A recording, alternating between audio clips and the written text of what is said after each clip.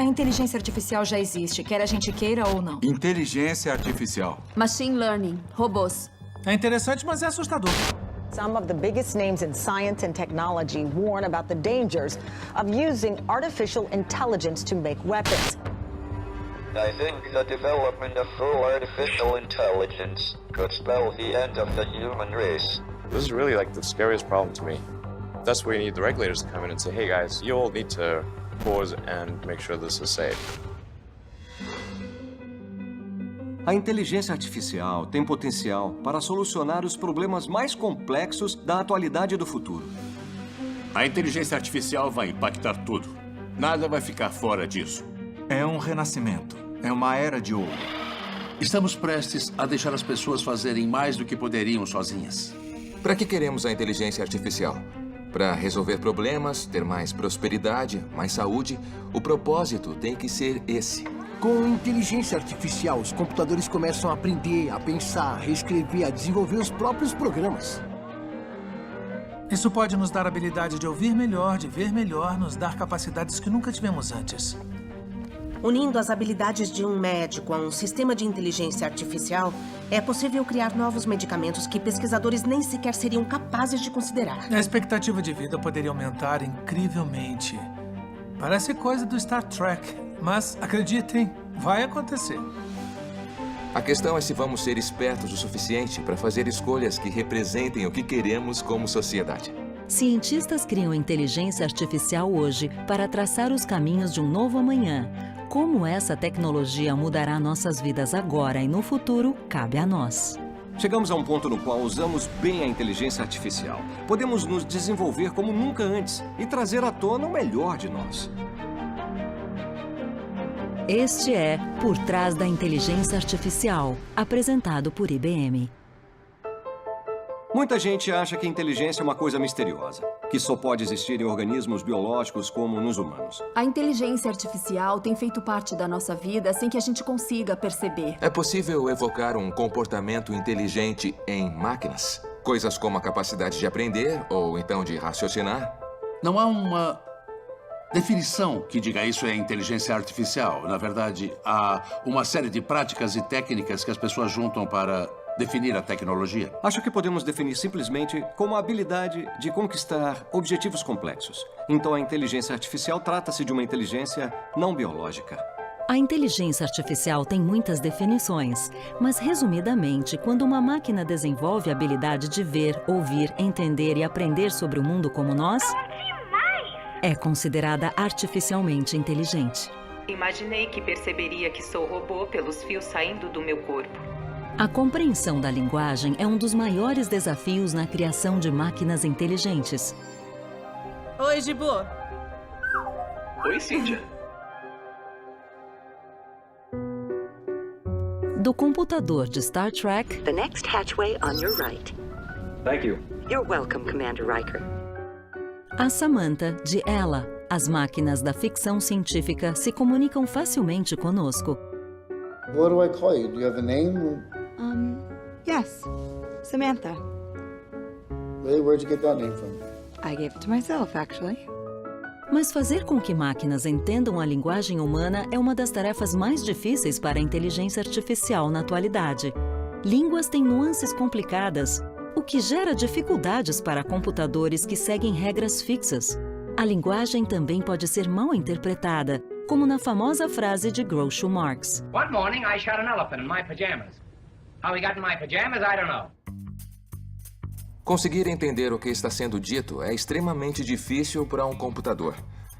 O que tentamos fazer no processo natural de aprendizagem da língua é se perguntar o que significa quando usamos essas palavras numa frase, como as sentenças estão relacionadas entre si. Essa palavra é próxima da outra e por quê?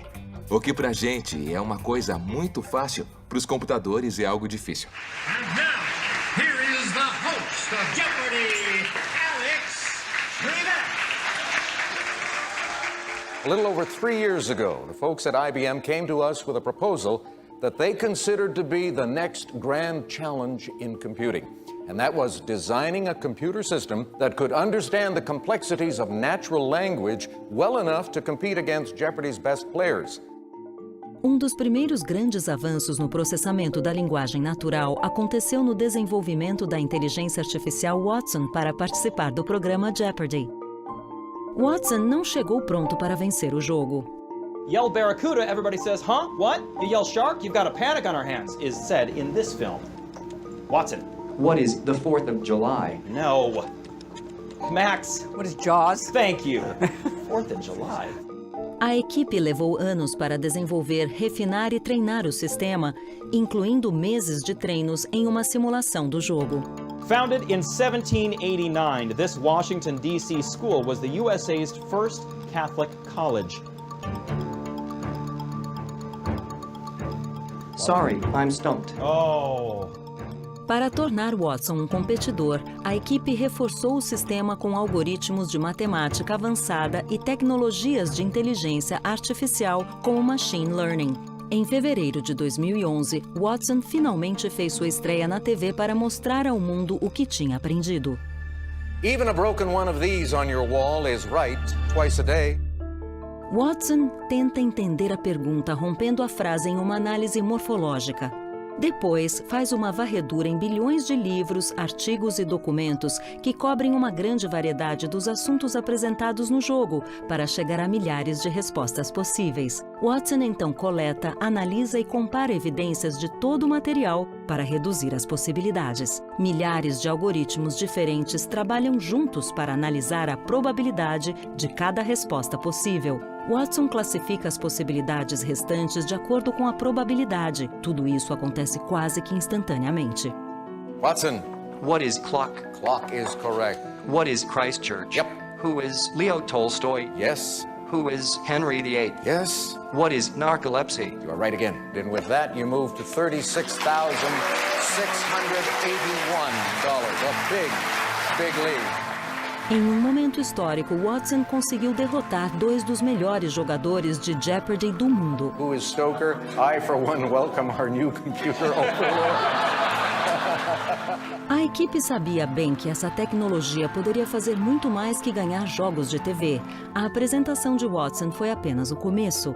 A tecnologia poderia solucionar alguns dos problemas mais difíceis do mundo, auxiliando indústrias inundadas de dados. Se isso foi possível, o que mais viria por aí? Todos os pesquisadores da empresa receberam um e-mail com a pergunta qual deve ser o próximo desafio. E, em certo momento, tive a ideia de desenvolver uma máquina que fosse capaz de debater com humanos de forma significativa. Para elevar a compreensão da linguagem a um nível sem precedentes, pesquisadores em Tel Aviv, Israel, estão criando uma inteligência artificial que pode nos ajudar a tomar decisões por meio do debate. É a primeira vez que a equipe cria um sistema de inteligência tão complexo quanto este. Quando tomamos decisões, normalmente pensamos em possibilidades, não é? Um sistema de computador que consegue ler rapidamente milhões de artigos e apresentar os prós e contras pode ajudar na hora de tomar decisões. Há relatos históricos de debates desde a Grécia Antiga. Eles aconteciam na tentativa de resolver questões éticas complexas. De maneira simplificada, o assunto é proposto por um moderador. Cada lado pode apresentar os argumentos, uma réplica e uma conclusão de seu ponto de vista. Tudo isso em um tempo pré-determinado. Quem debate precisa ter habilidade de pensamento crítico e amplo conhecimento em diversos assuntos. Em um bom debate, os oponentes também devem usar o humor para criar argumentos persuasivos. I will not make age an issue of this campaign. I am not going to exploit, for political purposes, my opponent's youth and inexperience. As possibilidades de construções de argumentos para um debate são simplesmente infinitas. Há diversas decisões que precisam ser tomadas para construir um argumento sucinto, que seja original e que seja capaz de refutar o que for apresentado pelo adversário. Ainda no fim, é preciso juntar todos os argumentos usados para montar uma conclusão. E quando pensamos em cada detalhe envolvido num debate, vemos a complexidade do que isso exigiria de um computador. O computador consegue ler centenas de milhões de artigos em segundos. Mas precisa ser capaz de identificar exatamente as 1000 palavras ou 2000 palavras relevantes para debater com humanos. Para um computador é muito difícil entender a pergunta. E para um humano é justamente o oposto. Normalmente entendemos a pergunta rapidamente, mas não temos memória suficiente para conseguir pensar em todas as respostas relevantes. Nós humanos estamos tão acostumados a entender a linguagem que nem nos damos conta o quanto é difícil. Para nós é muito claro como se constrói um argumento, como conectamos uma coisa a outras. Quando tentamos ensinar um computador a entender a linguagem, temos que usar blocos de construção. Podemos ensinar um sistema computacional a entender a morfologia. Podemos ensinar a identificar conceitos. E assim, talvez, identificar similaridades entre conceitos e as similaridades entre sentenças. Mas é preciso ensinar ao sistema como unir as informações com a inteligência. Há 1 ano e meio, uma equipe da empresa tem sediado debates internos para testar o progresso do sistema. Os debates que mostraremos nunca foram exibidos na televisão. Tomara que gostem de escutar e de assistir a debates entre um sistema totalmente automatizado e humanos especialistas em debates. Divirtam-se. Nosso primeiro tópico, como está escrito aqui atrás, é se deveríamos ou não legalizar as apostas esportivas. Esses assuntos não foram apresentados previamente ao sistema e nem fizeram parte do treinamento. A única informação fornecida é o tópico. Do lado que vai apoiar a legalização, temos o nosso sistema de debate e do lado que vai se opor a ela, a querida Raya Eichler. Então vamos dar início ao debate. Saudações, Raya. É um prazer encontrá-la de novo. Tomara que hoje eu me saia melhor que da última vez que enfrentei seus argumentos convincentes. Ou que pelo menos você demonstre misericórdia. Quando o debatedor recebe um tópico, ele primeiro tenta compreender o significado desse tópico. Então ele analisa centenas de milhões de artigos para identificar argumentos que potencialmente poderiam ser usados para construir a defesa de um posicionamento. O sistema faz isso usando um processamento de linguagem natural, machine learning e técnicas de raciocínio para entender os temas implícitos no debate e apresentar argumentos de uma forma eficiente e convincente. Eu sugiro que deveríamos legalizar as apostas esportivas. Temos o direito de decidir como as pessoas devem se comportar, ou as pessoas têm o direito de decidir quais atitudes querem tomar. O propósito da legislação não é definir a moralidade ou ensinar a ética. A questão apresentada pelo sistema de debate é se temos o direito de decidir como os outros se comportam, e a resposta é sim. Primeiro, quando a capacidade da pessoa de tomar uma decisão totalmente racional está abalada, e segundo, quando isso afeta negativamente os outros de maneira concreta. O sistema precisa ouvir o oponente por 4 minutos. Não só dizendo uma única frase. O oponente fala rápido, cria argumentos complexos, levanta considerações éticas e o sistema precisa, de alguma forma, entender os fundamentos da coisa e apresentar uma resposta apropriada. Após apresentar seu argumento inicial, o sistema ouve a réplica do adversário e então constrói uma tréplica com base no que ouviu. Raya sugeriu que temos uma obrigação de proteger nossos cidadãos. Gostaria de apresentar uma visão distinta. Acredito que usamos a desculpa de proteger cidadãos para justificar a limitação da liberdade e das escolhas de cada um. O envolvimento quando outra pessoa está tomando uma decisão que afeta única e exclusivamente a ela, infringe os direitos básicos do cidadão. O problema é que no caso das apostas, o único momento em que a pessoa faz uma escolha racional é quando realiza a primeira aposta. Depois ela continua fazendo apostas, mas não de uma maneira racional, e sim por causa do vício. É nesse ponto que o governo tem que se envolver e mostrar o quanto isso é perigoso. Acho que todos concordamos que as apostas esportivas têm efeitos negativos que normalmente envolvem a exploração de fraquezas. Mas a melhor forma de ajudar não é dizendo às pessoas o que não fazer, e sim mudando o ambiente e as condições dessas pessoas. Por isso, continuo firme em meu posicionamento de legalizar as apostas esportivas. Após o debate, os membros da plateia votam para determinar quem venceu. O sistema de debate conseguiu aumentar seu apoio em 10% e Raya conseguiu aumentar seu apoio em 12%. Foi quase empate. O computador tá melhorando cada vez que eu debato com ele, eu acho. Na primeira vez ficou claro que eu era muito melhor, mas ele tá melhorando e aprendendo a usar os argumentos para conseguir convencer as pessoas do que quer. Eu participo de debates há 16 anos, desde o ensino médio. Eu treino debatedores, mas quando eu vejo uma máquina fazendo o mesmo trabalho, aprendendo e evoluindo muito, eu acho mágico, para ser sincera. É incrível. Apesar de atualmente só participar de debates no nível de ensino médio, o sistema foi criado para impactar muito mais a indústria. Estamos passando da busca para a pesquisa. Quando buscamos algo, recebemos documentos relevantes para o tópico da busca. Estamos tentando pesquisar um tópico no sentido de ir um pouco mais fundo na busca. Quando buscamos um tópico, recebemos uma lista. Quando pesquisamos um tópico nesse sentido que estamos falando, recebemos argumentos prós e contra ele. Pode ser aplicado a tudo que exija uma tomada de decisão. Isso pode ser usado profissionalmente, por exemplo, se você for advogado ou promotor e precisar de uma argumentação. Toda vez que quisermos analisar os prós e os contras de uma decisão, nos beneficiaremos dessa tecnologia. Essa tecnologia é focada em perguntas que não têm uma resposta clara e simples. A maioria das questões que encontramos na vida tem essa natureza. Então, acho que estamos trabalhando com algo que é fundamental para o nosso dia a dia. Por isso, imaginamos que vai ter muitas aplicações diferentes. 5 anos atrás, o Noam apresentou um slide com a frase: qual será a próxima coisa legal que vamos fazer? E então decidimos criar o sistema. Naquela época, parecia algo impossível. Eu acho que queria criar alguma coisa que fizesse a diferença. A ideia gradualmente cresceu.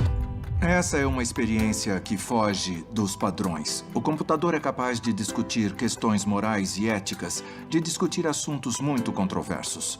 Então, sem mais delongas, eu apresento o sistema de debates. Aproveitem. Saudações, Ryan. É um prazer encontrá-la de novo. Tomara que hoje eu me saia melhor que da última vez que enfrentei seus argumentos convincentes. Eu sugiro que deveríamos legalizar as apostas esportivas. O propósito da legislação não é definir a moralidade ou ensinar a ética. Acho que a tecnologia tem tudo para continuar melhorando a vida. Um sistema capaz de criar argumentos convincentes poderia mudar a forma como nossa sociedade toma decisões. Mas e quanto às decisões tomadas em milésimos de segundos quando há vidas em risco? O que acontece quando a inteligência artificial assume o volante?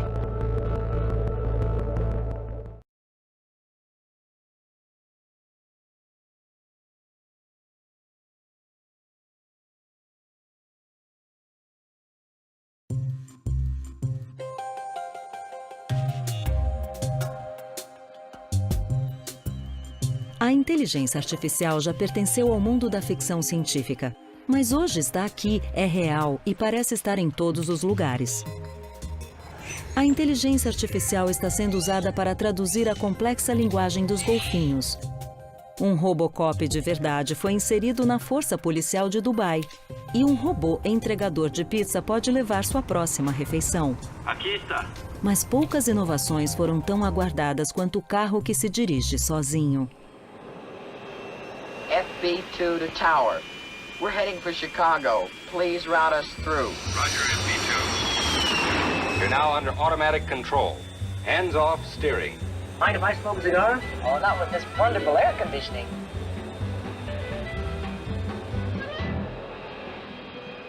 Carros que dirigem sozinhos têm feito parte do nosso imaginário coletivo há décadas.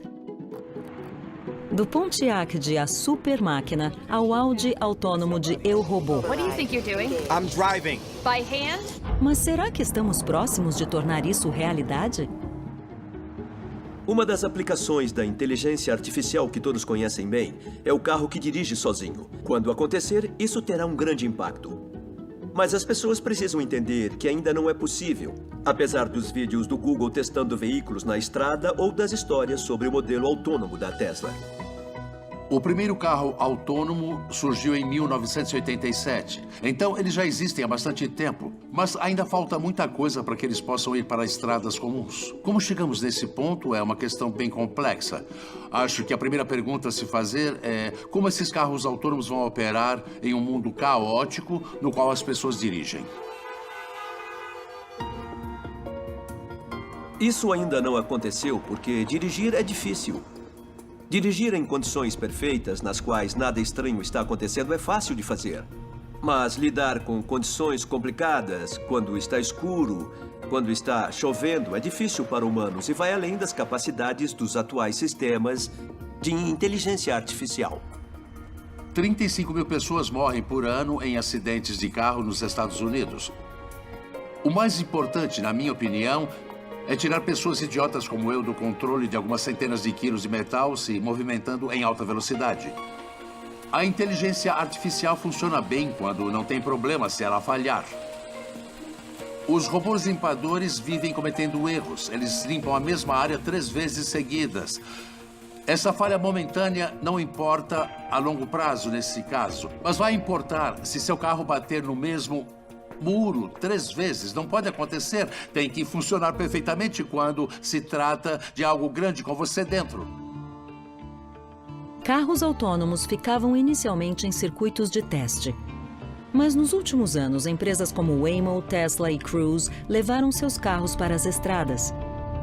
Esses programas de pilotagem percorreram milhões de quilômetros para melhorarem sua performance, mas diversos acidentes fatais recentes aumentaram as preocupações sobre a confiabilidade da tecnologia. Uber today put the brakes on all road testing of its self-driving cars after a deadly accident.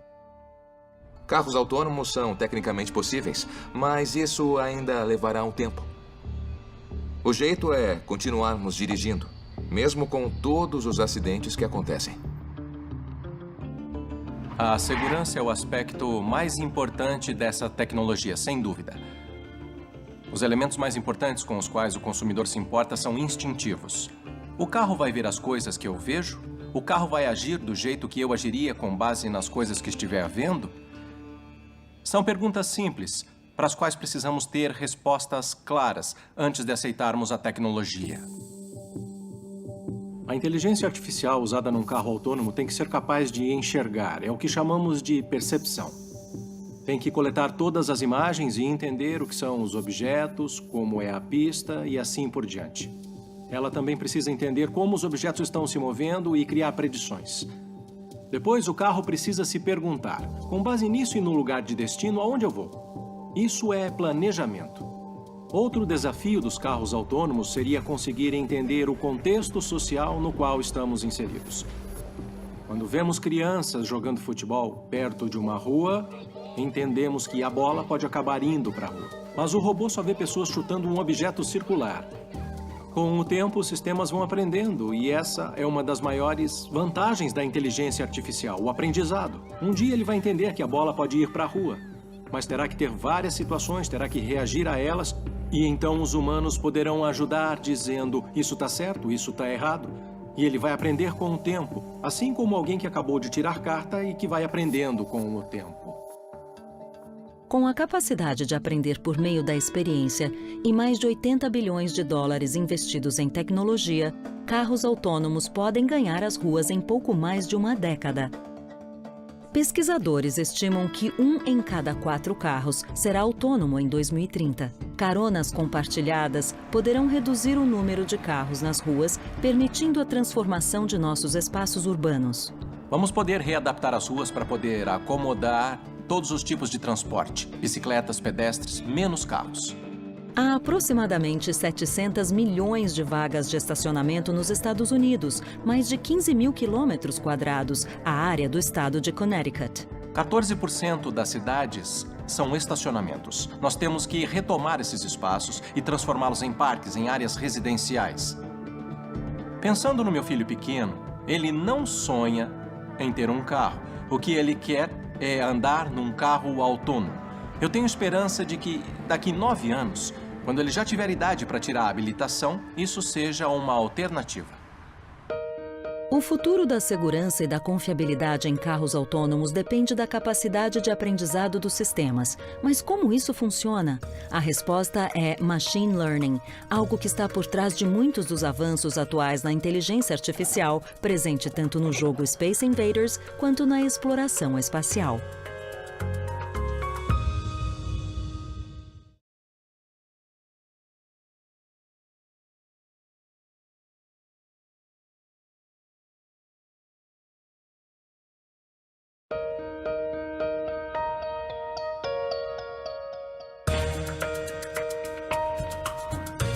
A base da inteligência humana é a capacidade de aprender. Todo o progresso humano é resultado do aprendizado com esforços anteriores, da evolução do nosso entendimento e da invenção de novas soluções. Cientistas da computação vêm tentando fazer com que máquinas aprendam como humanos há décadas. Tudo começou com um jogo de tabuleiro. That man isn't playing checkers against a computer, is he? Sure, and it plays pretty well. Who's that watching? He's Dr. A.L. Samuel, an MIT graduate now with IBM. O primeiro grande avanço público da inteligência artificial foi um sistema que aprendeu a jogar damas melhor que o homem que criou o programa. Isso aconteceu em 1957. Analisando os dados de milhares de partidas, o sistema aprendeu quais jogadas aumentariam a probabilidade de vitória. Samuel chamou esse processo de machine learning. Nesse processo, o computador analisa dados, encontra padrões nesses dados e usa esses padrões para descobrir qual o melhor caminho até o objetivo. Por mais revolucionário que fosse o trabalho, as ideias de Samuel eram limitadas pela capacidade de processamento da época. O pesquisador usava um computador que dispunha de apenas 256 bytes de espaço de armazenamento, o equivalente a um tweet hoje em dia. And now Deep Blue has begun with Rook E1. Correct, Rook F1 to E1. Rook F1 to E1. Ensinar computadores a jogar continuou sendo uma base de testes eficiente para o avanço da inteligência artificial. Em 1996, a capacidade de processamento avançou o suficiente para que Deep Blue vencesse o campeão Garry Kasparov no xadrez. And whoa! Deep Blue Kasparov has resigned. Também nos anos 90, Gerald Tesaro ajudou a reforçar o campo de machine learning, desenvolvendo um algoritmo que conseguia jogar gamão em nível de competição, o que foi a base para os avanços de inteligência artificial com jogos. Um salto considerável na capacidade de processamento, um aumento gigantesco de dados e avanços em algoritmos contribuíram para a revolução da inteligência artificial. As coisas ficaram muito melhores. Primeiro, por causa da capacidade dos computadores. Segundo, pela quantidade de dados. E terceiro, por causa de alguns matemáticos inteligentes que trabalharam por muitos e muitos anos. Cada um desses fatores teve seu papel para tornar esse tipo de aprendizado, que era lento e pouco confiável, em algo bem mais rápido e confiável. Agora está muito melhor. Aquela velha ideia não funcionou muito bem por um longo período de tempo. Mas os dados e a computação realmente transformaram a inteligência artificial em algo que agora podemos usar em diversas tarefas. Todos os dias criamos dados mais rapidamente que em qualquer outro período da história humana. A cada minuto, assistimos a mais de 4 milhões de vídeos no YouTube, fazemos mais de 3,5 milhões de pesquisas no Google e tweetamos aproximadamente 500 mil vezes. A inteligência artificial está pegando todos esses dados e aprendendo com eles. Está fazendo isso numa escala inimaginável para humanos. Não temos como olhar para 1 milhão de linhas de dados e absorver toda a informação.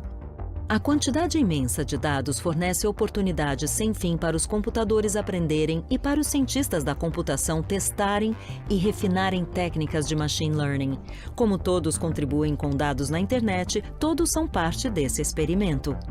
Estamos nadando num oceano de dados. Toda vez que olhamos para um smartphone, toda vez que clicamos num link num site, todos os sensores que estão ao nosso redor rastreiam informações sobre as nossas vidas. Hoje em dia, sistemas de inteligência artificial rastreiam o que fazemos e identificam nossas preferências, como o Spotify criando playlists personalizadas ou o Facebook escolhendo qual conteúdo mostrar na linha do tempo. Mas eles também estão programando sozinhos o pouso de foguetes da SpaceX e ajudando médicos a diagnosticar câncer com scanners radiológicos. Nos últimos anos, houve um progresso espetacular.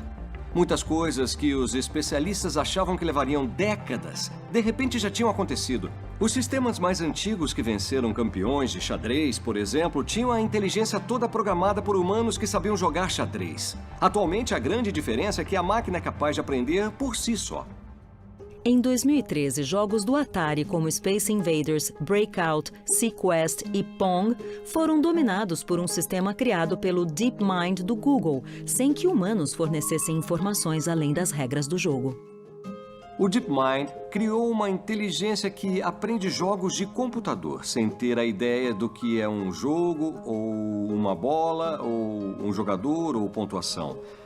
O sistema foi alimentado com dados dos pixels da tela. E depois de um tempo, aquele algoritmo simples teve uma performance impressionante em diferentes tipos de jogos. Em 2017, a mesma técnica foi adaptada de um videogame simples para um dos jogos mais complexos já inventados, Go. O Go, um antigo jogo de tabuleiro chinês, é tão complexo que há mais posições possíveis de peças que átomos no universo. Um sistema inteligente chamado AlphaGo Zero aprendeu a jogar Go jogando sozinho, sem receber exemplos de jogadas. As escolhas que ele fez para ganhar desafiou tudo que os humanos já haviam tentado. Apesar de normalmente as máquinas aprenderem por meio de uma grande base de dados, este programa aprendeu sozinho por meio do método humano de tentativa e erro, e nesse processo foi criando sua própria base de dados.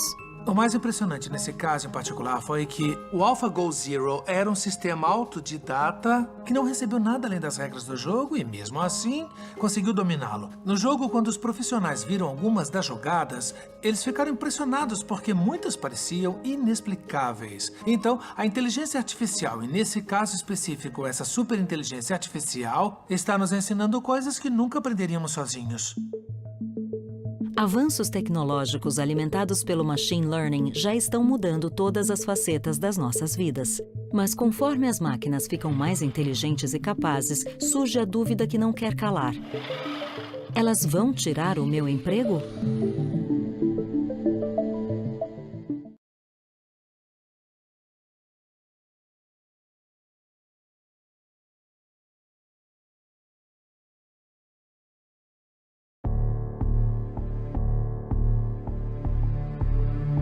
Robots may be coming for your job. Machines could eventually replace people in the workforce. Will the huge advances in robotics and artificial intelligence strip away more and more jobs? Eu acredito que muitos empregos desaparecerão nos próximos 10, 20 anos. As pessoas vão começar a perder o emprego, seja no meio industrial ou executivo. Ninguém está seguro. Historicamente, máquinas substituem trabalhos humanos desde a primeira revolução industrial, mas essa transição também criou nossas primeiras fábricas e gerou novos empregos que antes não existiam. Esse ciclo de perda e criação de empregos se repetiu ao longo das décadas.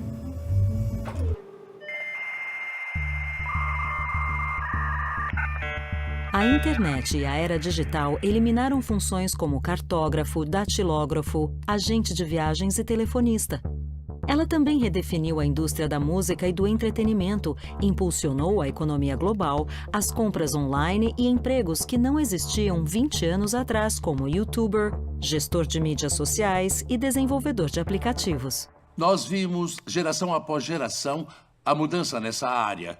Nos adaptamos, descobrimos coisas novas e seguimos em frente. Estamos vendo o surgimento de uma nova revolução, na qual os avanços da inteligência artificial influenciarão tudo em nossas vidas. Haverá milhões de empregos que nem temos como imaginar agora. Eles vão surgir por causa da tecnologia. O que está acontecendo hoje não são as máquinas substituindo humanos, mas sim humanos que trabalham com inteligência artificial substituindo humanos que não a utilizam. É fundamental pensar em como se pode trabalhar melhor usando essa tecnologia. Em Boston, Massachusetts, a Rethink Robotics criou robôs artificialmente inteligentes que dividem o espaço da fábrica com humanos. Aqui contamos com a inteligência artificial nos bastidores. Ela sabe que precisa pegar de um jeito específico, ela sabe como posicionar o braço e também sabe algumas regras, como, por exemplo, se eu tirar isso, o robô vai detectar que precisa pegar alguma coisa, então ele tenta de novo até pegar.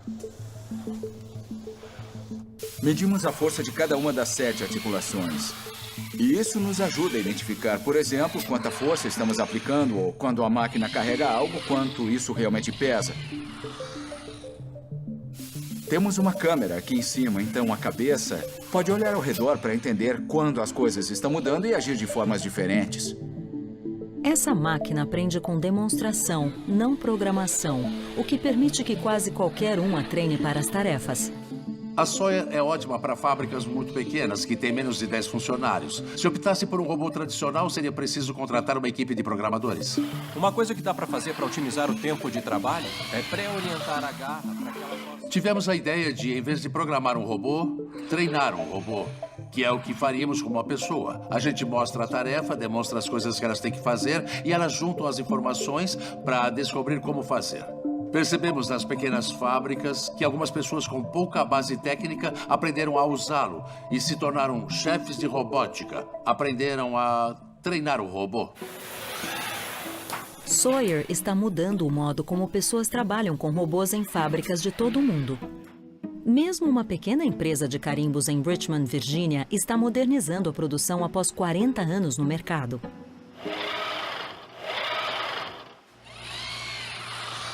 Eu era gerente de remessa e meu chefe avisou que tinha comprado um robô. Eu achei ótimo, eu não sabia se ia ter as habilidades para usar, mas me animei a tentar.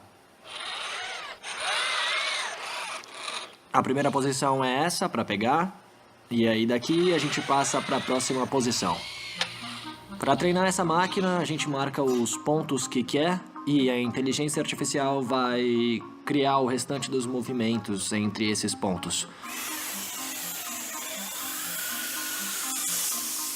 Usamos a máquina para cortar madeira, porque é a tarefa mais perigosa na fábrica. E também preenche tinteiros, que faz a maior bagunça e leva muito tempo. A gente cortava umas 500 peças por dia, mas a máquina pode virar à noite fazendo isso. Aí quando chegamos pela manhã, ela já cortou 1000 peças.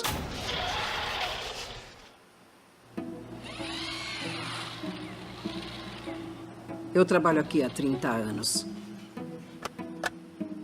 Para mim, isso mudou tudo. Se recebíamos um pedido grande, umas 100 unidades, tínhamos que cortar 100 peças, fazer os buracos e colocar os cabos. Agora a Sawyer faz tudo isso. Me irrita pensar que a máquina faz tudo? Não, fica à vontade. Eu comecei como representante de serviço ao cliente, depois fui transferido aqui para dentro, virei gerente de remessa. E agora, depois da chegada da Sawyer, eu virei o técnico de robótica. Quando eu venho pro trabalho, eu sei que eu vou treinar um robô para fazer algo novo que provavelmente ninguém ainda fez. É muito mais legal. Robôs podem fazer coisas chatas e repetitivas que deixam as pessoas entediadas. Com isso, elas podem trabalhar em outras coisas e se tornar muito mais eficientes. Enquanto Sawyer imita a capacidade humana de aprender pela demonstração, outros robôs imitam a agilidade humana. O mini-robô Spot, da Boston Dynamics, consegue abrir portas. O robô Atlas consegue correr, saltar e praticar parkour. Há ainda outros robôs que têm a nossa aparência. Há registros de milhares de anos atrás, por exemplo, na mitologia grega, de pessoas imaginando robôs, máquinas feitas à nossa imagem e semelhança. Existe o desejo de imitar o humano, de criar um robô que se pareça ao máximo com o ser humano. Acho que na ficção científica nós os chamamos de replicantes. Um aspecto interessante nos filmes Blade Runner é que os androides são totalmente indistinguíveis dos humanos. They were designed to copy human beings in every way. Existe um movimento, especialmente no Japão, de criar robôs que se pareçam ao máximo com humanos, mas eu acho que essa é uma coisa muito desastrosa de fazer. Não queremos chegar no ponto de achar que as máquinas têm, de alguma forma, os mesmos direitos dos humanos, porque se parecem com pessoas. Podemos ter o androide mais sofisticado de todos que parece um ser humano, fala como humano, se comporta como humano. Mas se ele não tiver uma consciência própria, não é uma pessoa. Não queremos que todas as máquinas sejam conscientes. Talvez a torradeira não precise ser consciente. Se sua torradeira fosse super inteligente, para ela seria uma tortura ser forçada a ficar só torrando o pão o dia inteiro, né? Mas, no caso de um robô que cuida de idosos, é bom que ele conheça a pessoa que está ajudando e crie laços com ela. Imagino que o idoso preferiria que o robô fosse consciente e dissesse coisas com sinceridade. Só a consciência pode criar uma base para moralidade, sentido e propósito. Coisas como as quais nos preocupamos. Se conseguirmos descobrir qual o processamento de informação corresponde às experiências de consciência subjetiva, poderemos criar máquinas que sentem empatia real e que se importam conosco. Ensinamos a inteligência artificial a trabalhar, pensar e raciocinar de formas revolucionárias. Tá bom, pessoal, agora eu vou entregar os iPads. Mas e quando é a inteligência artificial que nos ensina as coisas?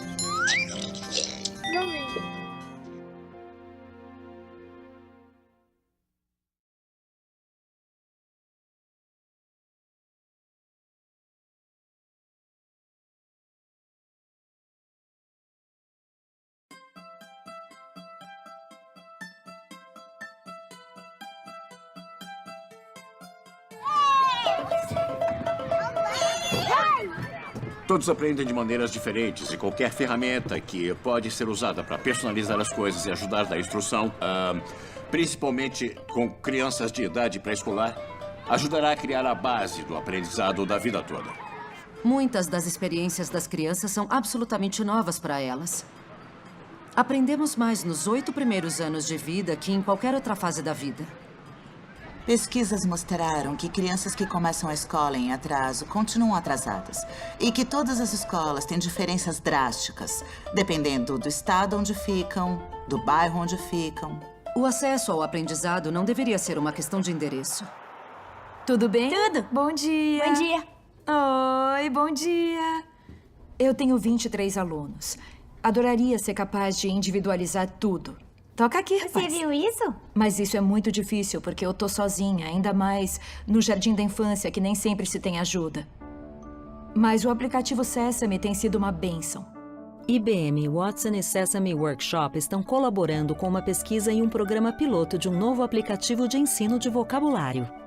É um tutor de vocabulário para a primeira infância com foco em alunos do jardim de infância. Crianças com melhor situação financeira ouvem 30 milhões de palavras a mais até os 4 anos do que as que são menos abastadas. Por causa disso, as mais pobres têm mais dificuldade de aprendizado. O desenvolvimento nessa fase é extremamente importante para que a vida da criança seja bem-sucedida. Acho que esse aplicativo pode diminuir essa diferença. Tá bom, pessoal. Agora eu vou entregar os iPads. Quando abrem o aplicativo, as crianças costumam começar pelo Word Chow. Youngin, feed me as many Word Chow snacks as you can before the song ends. Quando jogamos Word Chow, ele diz uma palavra. Aí, a gente clica na imagem que combina com a palavra para ele comer. Quando a gente erra, ele cospe a palavra. Try again. Com o Word Chow, Watson mantém um registro das respostas e do conhecimento da criança com relação a cada palavra. As palavras que aparecem na sequência terão relação com a evolução da criança ao longo das jogadas. As palavras variam de acordo com a criança. Pode até parecer um jogo infantil, mas além das aparências, a inteligência artificial está coletando dados e algoritmos estão registrando o nível de vocabulário da criança com base nas respostas. A máquina prevê e decide em quais palavras a criança precisa se focar mais, porque cada uma tem um jeito único de aprender. Splat the pie when I say half. Ready? Half. Esse aplicativo de vocabulário inclui jogos adaptativos e vídeos da Vila Sésamo que ensinam palavras novas e reforçam o aprendizado. Quando a criança completa as atividades específicas, a palavra aprendida é adicionada ao livro pessoal de palavras, um registro de que a criança já sabe seu significado. Eu tô orgulhosa porque meus alunos estão lendo pra caramba. Eles dominam muito mais do que se espera de uma criança de jardim de infância. Estão usando as palavras que aprenderam no piloto de 9 semanas. Octógono, escultura, medida, campeão. Camuflagem, conflito, idêntico, octógono, atleta. Aumentar. Isso, deixa tudo maior. Aí dá pra gente ver melhor. Tecido significa que as árvores perdem as folhas uma vez por ano. Uma pirueta é dar uma volta girando sobre o mesmo eixo. Vemos crianças pegarem as informações que aprenderam por meio das interações com o aplicativo de vocabulário e usarem em circunstâncias do mundo real espontaneamente. A inteligência artificial tá aqui quer a gente queira ou não. Já ouvi crianças dizerem, dá pra inventar um robô que faça as coisas pra gente. Eu pensei, legal que as crianças de 6 anos estejam pensando assim. A gente pode inventar um robô que ajude a fazer coisas como o dever de casa, se a gente não entender a pergunta. Jogos de inteligência artificial costumam ter como foco crianças pequenas durante os anos críticos de desenvolvimento cerebral. Mas será que a inteligência artificial pode ser usada além da primeira infância, por todo o período escolar até a fase adulta? Quando vamos passando de ano na escola e chegando à vida adulta, tudo vai se personalizando. E a inteligência artificial pode auxiliar bastante ao longo de todo o período escolar das pessoas. Também está sendo desenvolvido um tutor de inteligência artificial para ajudar alunos e professores universitários. Por meio de uma parceria, essa tecnologia tem sido desenvolvida e testada com cerca de 800 alunos em 12 universidades norte-americanas. Pesquisas já comprovaram que aulas particulares levam ao aprendizado. Tem um estudo que mostra que 97% dos alunos que recebem monitoria personalizada ficam entre os 20% melhores da sala. Apesar do valor da monitoria estudantil, essa abordagem é difícil de implementar a todos os alunos quando e onde eles precisam. Todos têm bases diferentes, desafios diferentes, mas a tecnologia vai personalizar a educação para cada aluno em particular. Vamos, tá na hora de levantar. Vocês têm que tomar café da manhã e o remédio. Vamos, queridos. Os meus pais não fizeram faculdade e eu queria poder dizer que fiz, que completei a minha formação. Jayce, tá na hora de acordar. Cadê o seu copo?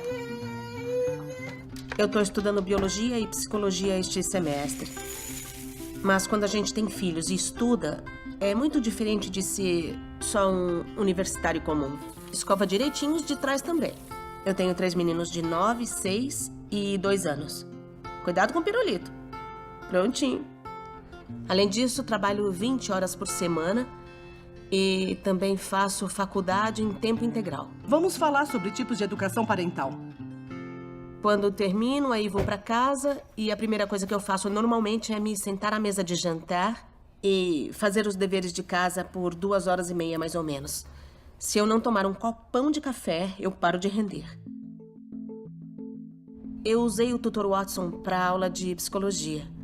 E isso me ajudou muito, porque eu não tive que reler todo o material que tinha sido passado em aula diversas vezes para conseguir entender.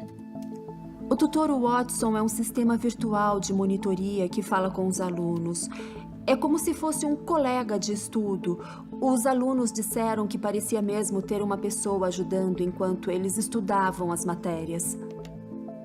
Ele me faz uma pergunta e se eu acerto a resposta, tudo certo. Se não, o Watson volta e me faz uma pergunta diferente para me levar para a direção certa.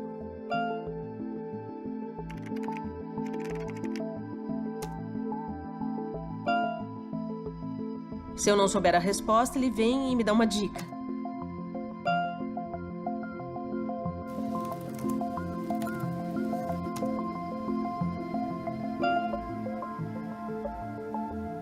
Watson adapta todo o conteúdo com o qual foi treinado para cada aluno individualmente. Ele se programa a cada turno da conversa. Então, com base no que o aluno escreve, independente da resposta estar correta, totalmente errada ou então parcialmente correta, o sistema começa a guiar o aluno para levá-lo ao melhor aprendizado. Foi como se eu estivesse me comunicando com um professor. Para mim, parece uma pessoa de verdade. Essas são as regras que... Professores também podem acessar o sistema para conseguir avaliar o progresso dos alunos.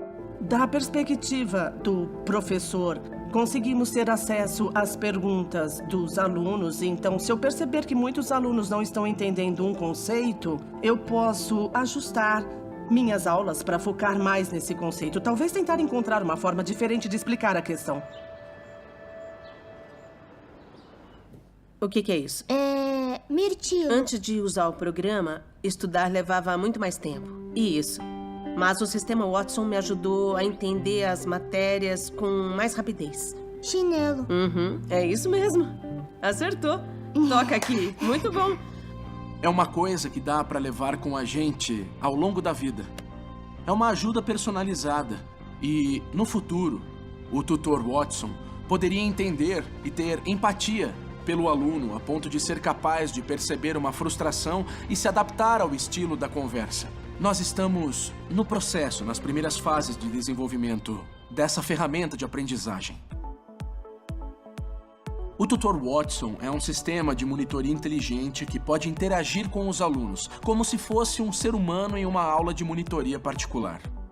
Fazia todo sentido criar essa parceria para desenvolver um sistema de auxílio aos alunos. Antes de usar o programa, estudar levava muito mais tempo. Mas com a ajuda do Watson, eu tenho mais tempo livre. É? O sistema Watson pode ter conversas personalizadas com cada um dos alunos, como um monitor particular, e informar ao professor qual aluno precisa de informações adicionais. Parece que ele é um professor. O Watson me mantém atenta, faz perguntas, mas se eu não dou a resposta correta, ele explica de novo de jeitos diferentes. Ele me ajudou a entender onde os alunos tinham mais dificuldade, o que me fez apresentar informações de um jeito melhor. A inteligência artificial muda tudo. Pode adaptar a educação de forma personalizada para os alunos, para que eles aprendam no próprio ritmo. A inteligência artificial está mudando o aprendizado e ampliando nossas mentes. Mas e nossos corpos? Ela poderia aumentar nossos sentidos e ajudar cegos a ver?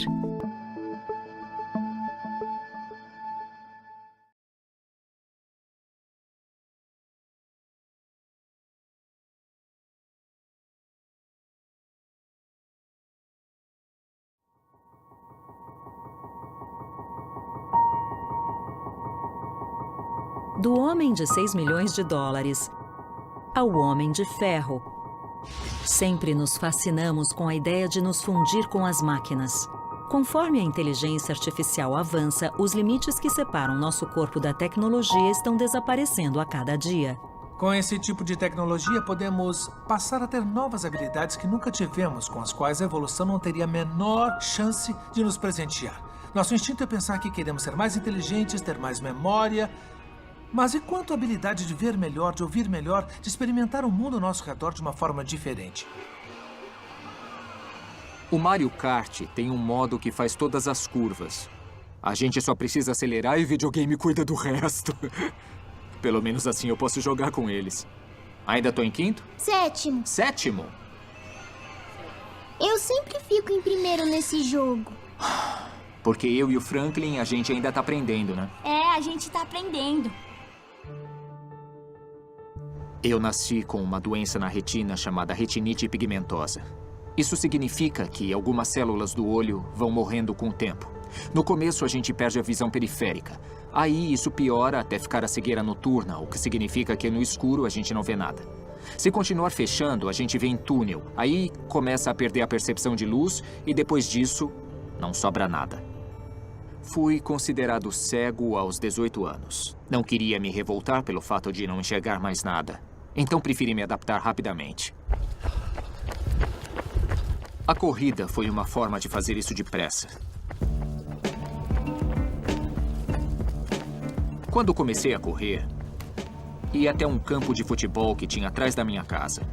Pensava, é um campo, com certeza não vai ter ninguém correndo por perto. Eu posso aproveitar esse espaço para correr.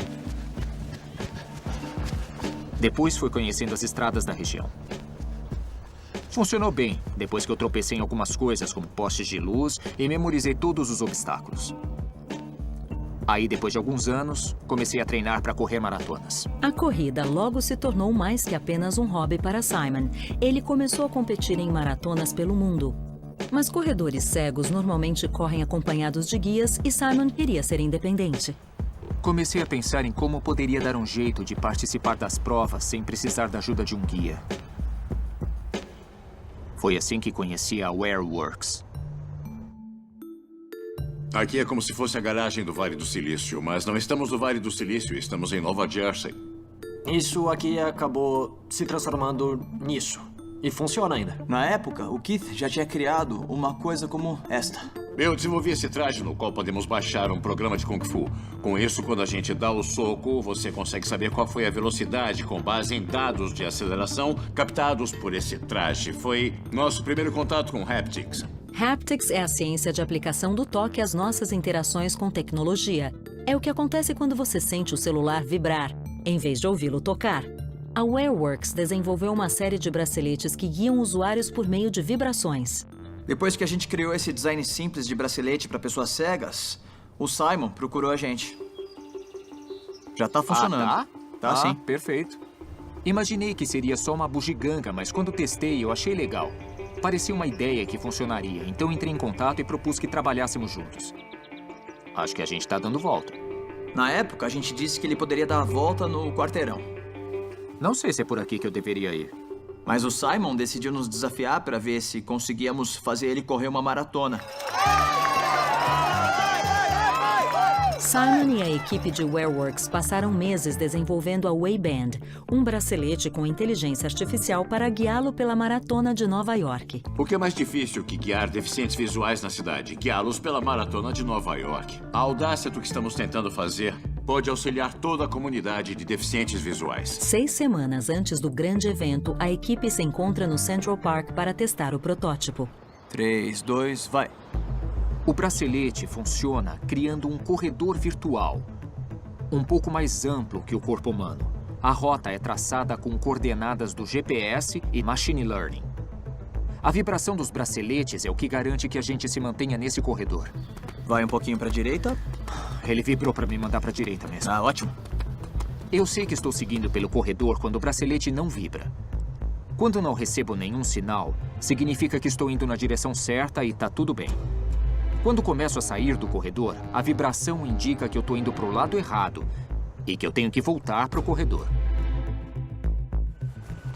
Não tá sentindo nada agora? Não tô sentindo nadinha de nada. Perfeito. Com o tempo, esses corredores sensoriais serão criados com base em milhões de pontos coletados pelos usuários da Wayband. Por meio do retorno deles, o bracelete oferecerá as rotas mais seguras e convenientes. Diferentemente do GPS comum, o caminho é altamente preciso, alertando desvios de centímetros. Os pedestres têm opções. Normalmente preferem ir pelo caminho mais curto, por uma rota mais eficiente. Eu, como deficiente visual, prefiro os caminhos menos movimentados. Imagina contar com um dispositivo inteligente de navegação. Para a corrida, Simon vai complementar a Wayband com um sensor peitoral para detectar pessoas à sua frente. Funciona como sensores de estacionamento. Mas em vez de bip, eu recebo uma vibração. A maratona é o maior desafio da vida dele. Mas ele tá confiando na tecnologia, então estamos menos estressados.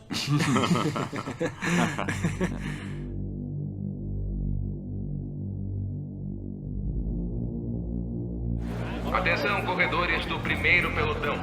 Vamos iniciar a corrida do pelotão em menos de 5 minutos. Essa é a primeira vez que tenho a oportunidade de competir sozinho numa maratona. É uma coisa que eu já quero fazer há muito tempo. Se esse dispositivo funcionar perfeitamente hoje, vai fazer uma diferença enorme no meu dia a dia, na movimentação pela cidade, pela casa e, claro, nas outras maratonas.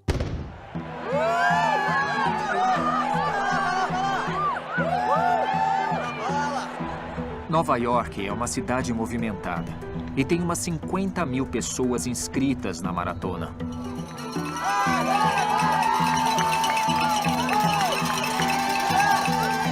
Tem algumas curvas, uma multidão dando apoio e fazendo barulho por todo o percurso. Então é complicado para um corredor cego.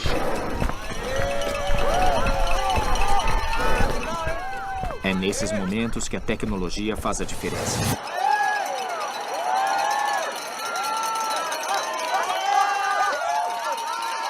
Apesar dos testes animadores antes da prova, Simon conseguiu correr sem a ajuda dos guias por cerca de 21 dos 42 quilômetros.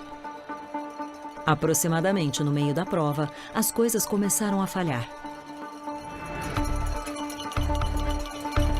Os edifícios e pontes de metal atrapalharam o GPS e os celulares de dezenas de milhares de corredores e espectadores interferiram no sinal da Wayband. Simon ainda enfrentou outro problema: o clima. Quando a chuva começou a cair, os sensores ultrassônicos pararam de funcionar. Nesse ponto, Simon teve que contar com os amigos para alcançar a linha de chegada.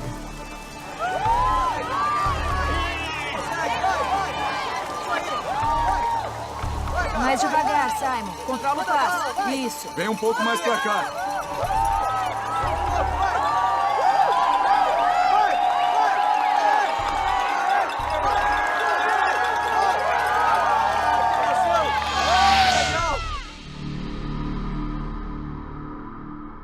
Não foi perfeito, mas para mim, terminar a maratona já é uma conquista imensa.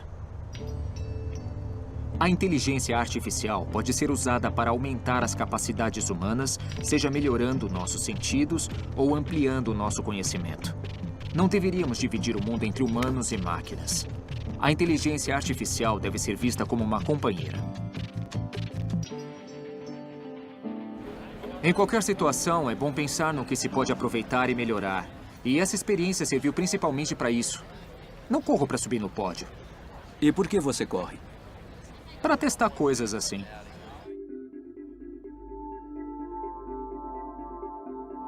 A minha maior motivação nessa maratona foi a ideia de tornar a tecnologia de locomoção mais acessível. Porque o único jeito de disponibilizar esse tipo de coisa é se gente como eu fizer o papel de chata e ficar insistindo para tornar acessível. O desenvolvimento da tecnologia requer um longo caminho. Os primeiros aviões inventados estavam muito longe de um Boeing 787. Com a inteligência artificial, não é diferente e cada passo para frente ou em falso ajuda no progresso.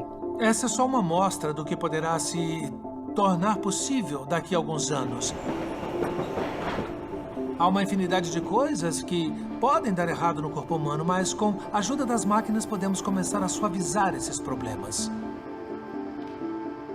Estou fazendo mestrado na Universidade de Sheffield. Estou estudando Machine Learning. E acredito que minha motivação para entrar nessa área seja garantir que essa tecnologia de locomoção se torne acessível para pessoas como eu. No futuro, o que hoje entendemos como indivíduo vai se transformar em outra coisa. Deixaremos de ser só seres de carne e osso para virar meio cibernéticos. Talvez seja possível integrar partes biológicas com sintéticas e encontrar formas de nos reinventarmos. A tecnologia vai melhorar nossos corpos e mentes de formas nunca antes imaginadas. Ao mesmo tempo, vai nos ver, nos ouvir e nos analisar de maneira a desafiar nossas ideias de privacidade.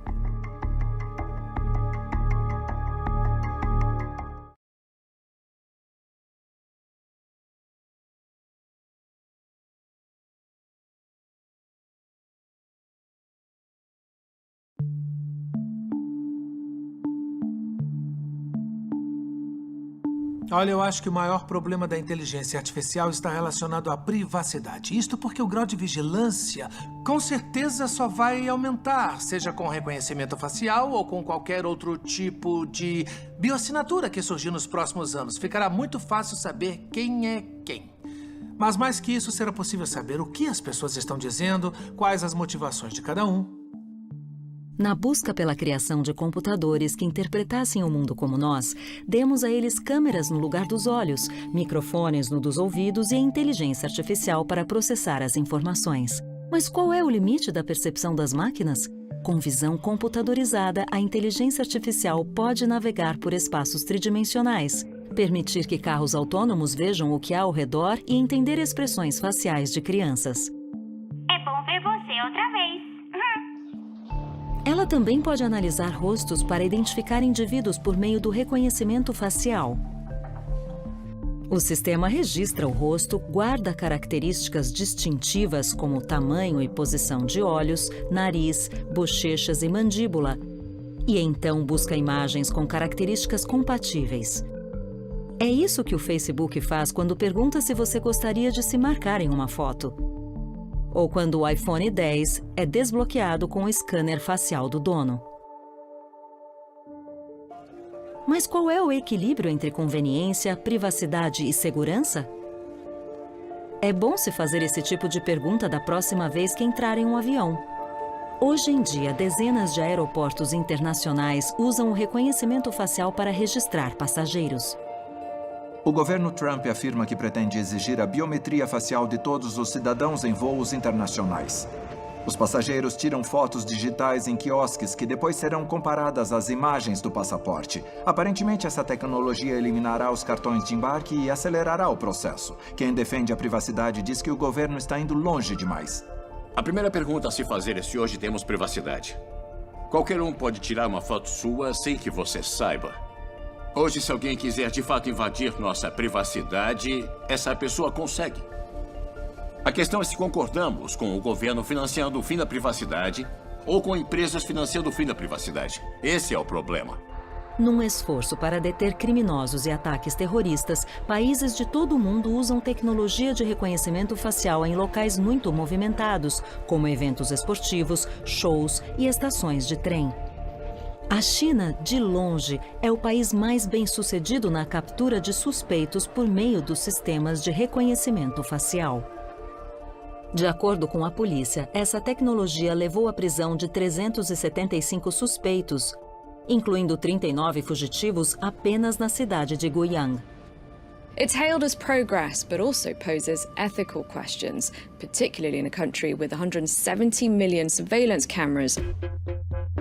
A China está atualmente criando o mais poderoso sistema de reconhecimento facial do mundo. O objetivo é conseguir identificar qualquer cidadão chinês pela imagem do rosto em questão de segundos. O governo chinês também está usando o reconhecimento facial para encorajar bom comportamento. 4 cidades da China estão usando o reconhecimento facial para humilhar pedestres imprudentes. As pessoas são filmadas, reconhecidas pelo sistema e suas informações pessoais, inclusive o endereço residencial, são exibidas nas telas da região. Isso faz parte do programa de fiscalização do governo, que conecta câmeras de segurança públicas e privadas para criar uma gigantesca plataforma de vigilância a nível nacional. O que conhecemos como privacidade vai se tornar coisa do passado e vamos ter que superar essa ideia muito em breve. Eu me lembro do 1984, do Orwell, no qual o grande irmão está sempre vigiando as pessoas num sistema de governo que usa essa tecnologia contra a vontade dos cidadãos. O mais irônico é que estamos levando essa tecnologia para dentro de casa voluntariamente. Eu acredito que é só virar uma chavezinha e o Google Home e o Amazon Echo podem passar a registrar tudo que você e sua família dizem. Outros usos da análise facial podem desafiar nossas ideias sobre o que um computador deveria saber sobre nós. Researchers have developed a form of AI that can identify individuals who are gay or straight. This is insane. Em 2017, um grupo de pesquisadores da Universidade de Stanford afirmou ter desenvolvido um algoritmo que podia distinguir gays de heterossexuais com base em características e expressões faciais. O algoritmo analisava imagens de um site popular de encontros e era capaz de determinar a sexualidade de homens com uma precisão de 81% e de mulheres com uma precisão de 74%. Quanta informação nossos rostos revelam sobre nós e como essa informação pode ser usada? Por exemplo, a inteligência artificial poderia determinar se alguém é criminoso só pelo rosto, sem outras informações? Uma empresa diz que sim. Podemos analisar milhares de fotos em poucos segundos de qualquer fonte, como câmeras de segurança. Neste caso, todos esses homens foram destacados como ladrões. Dá para ver que a precisão é de 90%. O Faceception, criado em Tel Aviv, Israel, prevê traços de personalidade com base em imagens faciais, sem bases de dados, apenas pelo rosto. Vivemos olhando para as pessoas e julgando se são simpáticas ou não, sexy ou não sexy. Já as máquinas não ligam para a raça das pessoas, gênero e posição política, por exemplo. A nossa ideia é ensinar as máquinas a entender humanos como uma informação única e simples, a imagem do rosto. Faceception lê o rosto e determina a probabilidade de a pessoa ser um tipo específico de criminoso. As autoridades, então, interrogam os suspeitos destacados. Isso já está sendo usado pelo Sistema de Defesa israelense e pelo Departamento de Segurança dos Estados Unidos. Diferentemente do sistema que liga os rostos a uma base de dados, o Faceception não é ligado a nenhuma base de dados. Ele não busca ligar o rosto a uma ficha criminal, apenas analisa o rosto e determina se o visual é suspeito com base em acertos anteriores. É antiga a ideia de que os criminosos têm um tipo facial. O perigo disso é que, obviamente, não temos controle sobre nossa estrutura óssea ou nossa estrutura facial. Então, é só mais um jeito de estereotipar. It's highly controversial. What this makes people think of is this famous sci-fi movie, Minority Report, where people can predict who's going to commit a crime, and therefore people are arrested before they have committed a crime. I'm placing you under arrest for the future murder of Sarah Marks. No, I didn't do anything. Para que queremos a inteligência artificial? Deveria ser para ampliar habilidades, resolver problemas, ter mais prosperidade, mais saúde. O propósito tem que ser esse. A tecnologia é moralmente neutra. O fogo pode ser usado para esquentar nossas casas no inverno e provocar incêndios. Então, para mim, a pergunta é: o que podemos fazer para que a inteligência artificial ajude a humanidade a crescer em vez de afundar? A primeira parte é transformar os computadores problemáticos de hoje em sistemas de inteligência dignos de confiança. Porque se nem isso for possível, então toda essa tecnologia incrível pode acrescentar problemas ou ser hackeada e se virar contra nós. Toda nova tecnologia traz consigo riscos e promessas. Uma das maiores promessas da inteligência artificial é o desenvolvimento de novas formas de tratamento e de erradicação de doenças, o que nos daria a chance de uma vida mais longa e saudável.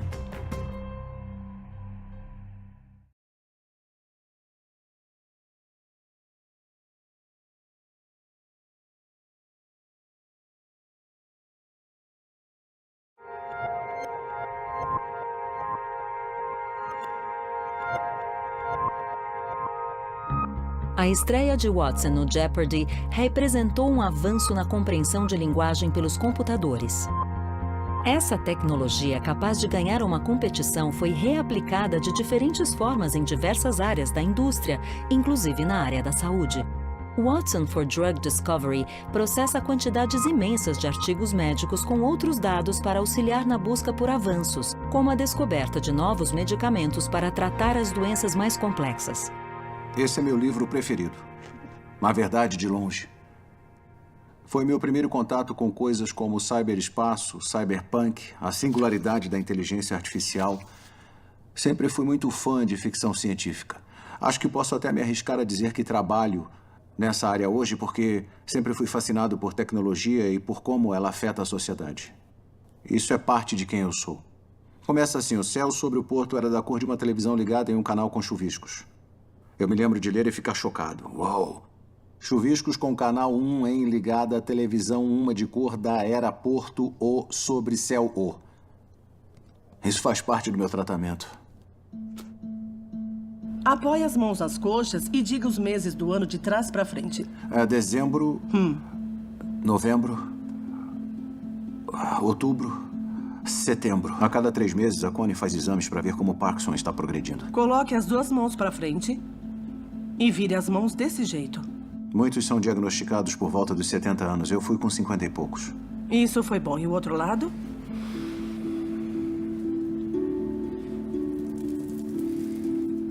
Tá difícil de continuar, né? É, tá sim, é. Tá. Me sinto traído pelo meu corpo. Fico olhando para ele e pensando: por que você tá tremendo?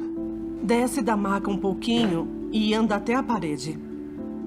O mal de Parkinson é predominantemente um distúrbio de movimento causado pela degeneração de um grupo muito específico de células dentro do cérebro. Essa degeneração acaba provocando movimentos descontrolados. Agora, com a mão direita, faça este movimento com os dedos.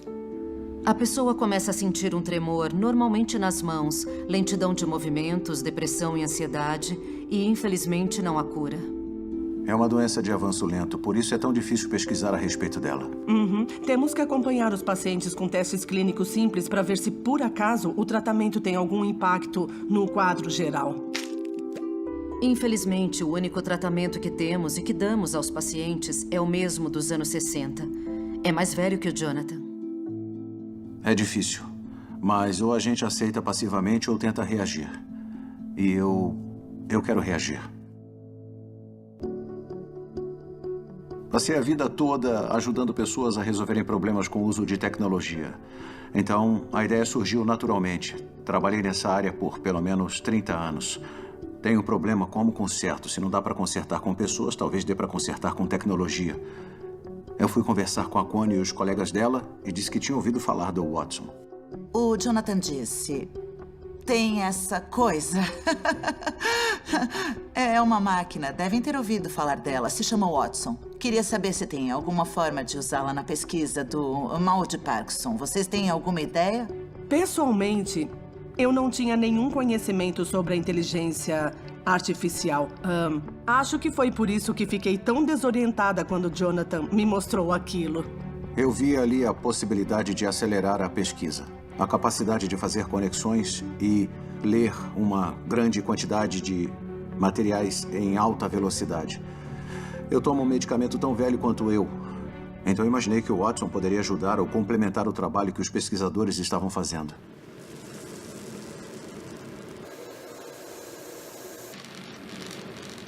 Nós queríamos identificar drogas que já estavam no mercado para certas doenças e que também poderiam ser usadas no tratamento do mal de Parkinson. O complicado desse tipo de coisa é que é humanamente impossível ler todos os artigos sobre todas essas drogas. E nisso, a inteligência artificial pode ajudar. O Watson consegue achar as conexões que nós não vemos. Revistas de medicina publicam cerca de 500 mil de artigos por ano. Nenhum médico ou pesquisador poderia ler todo o material gerado. Mas Watson for Drug Discovery pode ajudar pesquisadores a encontrar rapidamente novas conexões em meio a um grande volume de dados médicos e farmacêuticos para ajudar a responder questões como: existe alguma droga que possa ser usada em um novo tratamento do mal de Parkinson? Após analisar 28 milhões de relatórios médicos em menos de 15 minutos, Watson encontrou 3.848 medicamentos que podem ser úteis no tratamento da doença. Nesse caso, ele gerou uma lista grande. Agora, nós temos que começar a decidir como vamos priorizar as drogas da lista. Muitas das drogas que apareceram na lista já vinham de certa classe de medicamento da qual tínhamos interesse para o tratamento de Parkinson, mas também apareceram outras drogas ali que nunca teríamos imaginado. E essa é a parte legal. Pegar novas ideias. Ideias nas quais as pessoas ainda não pensaram e testar. Olhamos para algumas e dissemos como não pensamos nisso para tratar o mal de Parkinson. Essa é a parte mais interessante do projeto, porque estávamos fazendo uma coisa completamente nova naquele momento que nunca seríamos capazes sem o Watson para apontar a direção certa. O Watson for Drug Discovery faz coisas que humanos não são capazes de fazer e não faz outras coisas que os humanos fazem. Quando surgiram as novas drogas para a gente testar, eu me encontrei com Jonathan e contei para ele o que estávamos fazendo e o quanto era animador. Ele adorou. Está empolgado com isso porque vê implicações mais sérias. Ajudaria todo mundo que tem a doença, não só ele. Mas, por enquanto, só podemos começar os testes.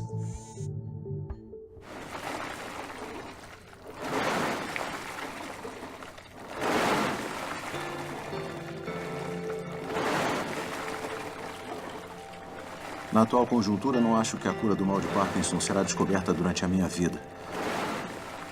Mas não significa que não vou continuar tentando. Uma hora algo vai aparecer, só precisamos ser persistentes.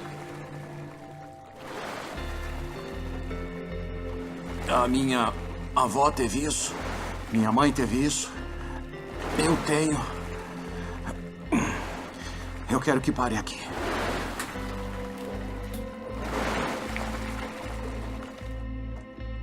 O mal de Parkinson continua sem cura, mas com a ajuda da inteligência artificial existe a chance de mudar essa realidade descobrindo novos medicamentos. Já dá para ver que a inteligência artificial está criando formas totalmente novas de pesquisa. Eu acho que não seria humanamente possível fazer isso sem a inteligência artificial. esse é apenas o início da aplicação médica da inteligência artificial. Os sistemas estão começando a conseguir fazer análises do DNA para, por exemplo, medir a suscetibilidade a certos tipos de câncer ou a eficácia de determinada droga para um ou outro paciente. Esse pode ser o começo de uma revolução na medicina. Eu tenho certeza de que, se somarmos nossa inteligência à artificial, poderemos acelerar muito a descoberta de curas. Toca o nariz com o indicador e repete o movimento. Meu nome é Connie Maras, sou neurologista do Hospital Toronto Western e especialista em distúrbios de movimento, o que significa que a maioria dos meus pacientes tem mal de Parkinson. Eu fui fazer um exame e descobri que, infelizmente, tinha mal de Parkinson. Me sinto traído pelo meu corpo. A IBM nos procurou para discutir um projeto que tinham feito com uma instituição nos Estados Unidos e para mim ficou óbvio, desde que começamos a trabalhar com Watson, que o sistema poderia processar uma quantidade realmente imensa de informação em um curto espaço de tempo. Ou a gente aceita passivamente ou tenta reagir. E eu quero reagir. A inteligência artificial se mostrou incrível na capacidade de processar informações, reconhecer padrões, aprender, raciocinar e talvez até pensar. O propósito da legislação não é definir a moralidade ou ensinar a ética. Por enquanto, nenhuma inteligência artificial tem a versatilidade da mente humana. Será que elas chegarão a um nível de inteligência capaz de desafiar a nossa e atingirão um estágio chamado inteligência artificial genérica? O que isso significaria para o mundo?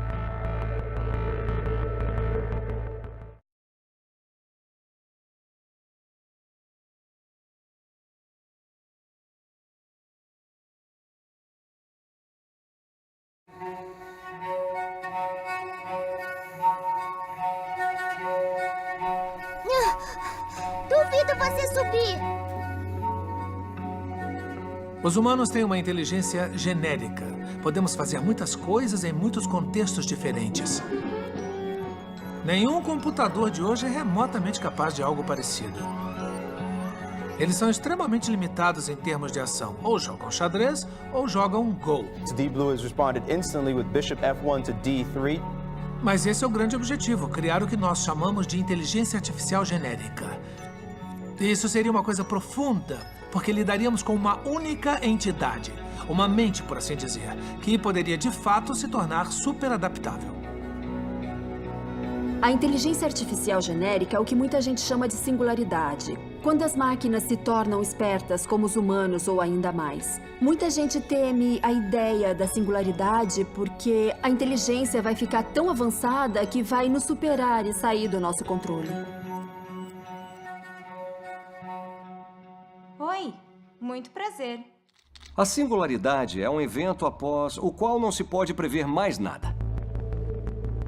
É um nome que marca uma explosão de inteligência num período em que as máquinas, além de serem um pouco mais espertas que nós, serão bem mais capazes. O que é uma explosão de inteligência? Na física, uma explosão é qualquer fenômeno no qual algo duplica de tamanho repetidamente, sempre sem parar. Então, algo pequeno se torna muito grande. Quando é a energia que é liberada e duplicada, chamamos de explosão de uma bomba. Quando é a população que aumenta desse jeito, é uma explosão populacional. Se acontecer o mesmo com a inteligência artificial, será uma explosão de inteligência. This is a data cell from the data cell drive. Se cada interação com um computador conseguir criar algo que é, de certa forma, melhor que o anterior, ele vai crescendo, crescendo e crescendo. Se esse computador é melhor que nós em tudo, incluindo na programação, rapidamente descobrirá formas de tornar o próprio software muito melhor. E aí continuará repetindo isso. O que pode deixá-lo não só um pouco melhor que nós, mas com certeza muito melhor que nós. Eu sempre achei que a superinteligência artificial não seria criada por um humano ou uma equipe de humanos. Não me surpreenderia se logo tivéssemos máquinas ensinando outras máquinas a fazerem suas funções de uma maneira que não seríamos capazes. O ponto de virada na história humana seria a criação de uma inteligência artificial a nível humano. Seria comparável à chegada de uma civilização alienígena superior à Terra. Mas as máquinas não são alienígenas. São coisas que nós criamos. E temos que garantir que não se tornem uma espécie alienígena com objetivos próprios e diferentes dos nossos. No filme Ex Machina, vemos robôs que foram claramente criados de tal forma que os desenvolvedores não tinham controle sobre os objetivos. Ava, I said stop. Os filmes de Hollywood criam as preocupações erradas. Não deveríamos nos preocupar com a malícia, mas com a competência. E objetivos diferentes. Então, se quero construir uma usina hidrelétrica para produzir energia e tem um formigueiro no caminho, problema das formigas. Não significa que sou um cara ruim que matou formigas porque quis. Só significa que meus objetivos não estavam alinhados com os da formiga. Não devemos nunca pôr os humanos na situação dessas formigas. Quando lidamos com algo mais inteligente que os humanos, não dá para imaginar tudo que esse ser inteligente pode fazer, nem se vamos gostar. No filme Wall-E, todo mundo fica sentado em umas poltronas flutuantes, bebendo em copos gigantescos. Também não é o futuro que a gente quer. Eu imagino que as máquinas vão ser usadas para outras coisas e não ficar servindo tudo assim de bandeja para a gente. Não precisamos necessariamente temer a presença de seres mais inteligentes porque já vivemos isso quando crianças. Nossos pais eram mais inteligentes que nós, mas deu tudo certo porque os objetivos deles estavam alinhados com os nossos. Se a gente chegar mesmo, como sociedade, a criar máquinas mais inteligentes, temos que garantir que elas entendam nossos objetivos e os adotem sem gerar conflito. Aqui está o seu. O ser humano vive buscando aprimorar essas tecnologias. Coloca as mãos para frente. Fazemos isso para nos entender, fazemos isso porque acreditamos que criaremos uma sociedade melhor e acho que fazemos porque acreditamos que nos tornaremos as pessoas que quisemos ser. O que me anima na inteligência artificial é a oportunidade de um futuro melhor. Eu acho que se planejarmos e trabalharmos duro, podemos usar essa tecnologia mais poderosa para criar o futuro inspirador com o qual nossos ancestrais sonhavam. Obrigada pela atenção. A inteligência artificial é uma ferramenta.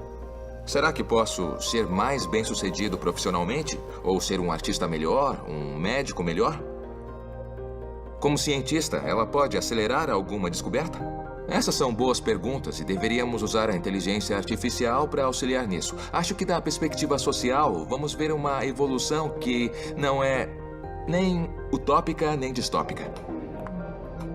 Quando me refiro a isso, penso na utopia da tecnologia fazendo tudo por nós e na distopia das máquinas como líderes cruéis que acabarão com a humanidade. Eu sempre digo que é uma escolha e que não deveríamos cair no determinismo tecnológico. A tecnologia é só uma ferramenta para atingir objetivos. Nós que decidimos como queremos usar a tecnologia para resolver os problemas para nós. Versão brasileira Vox Mundi.